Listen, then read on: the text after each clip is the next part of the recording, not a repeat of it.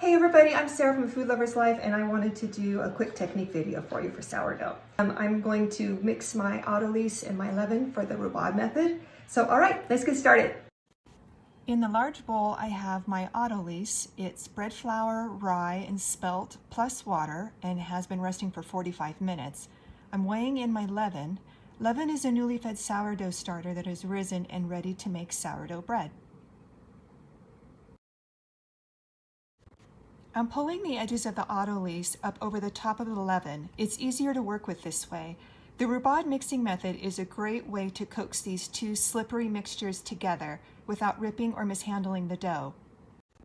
Okay, now getting into it, showing you slowly at first. With Rubaud, you pull a section of dough towards you, then stretch it out and slap it against the opposite side of the bowl, turning the bowl as you go. Here I'm showing you real time. Pull it back, bring it forward, working quickly. Do several strokes, then turn the bowl and work a different section. As you progress, you'll start to feel a distinct change in the dough. It transitions from a heavy, dense, and gloopy mass to a softer and more stretchy mixture.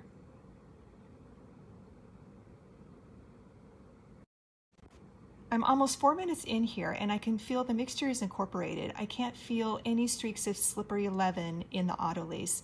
It's time to add the salt. And then we'll continue with the second half of the Rubaud. I usually spend 4 to 5 minutes on the first half without salt and then another 5 minutes after the salt. This is about 3 minutes in after adding the salt. The dough is elastic and I can feel it starting to pull together, resisting some of the stretching. Rubaud mixing method isn't meant to replace building structure of your dough. That happens later in the bulk ferment. It's just used to fully incorporate your dough mix, somewhat aggressively, but without ripping the dough. Now at about 8 minutes in total, the dough is becoming silky and a bit shiny, elastic, and feels soft and fully incorporated. I'm confident this final dough mix is ready to start the bulk fermentation step.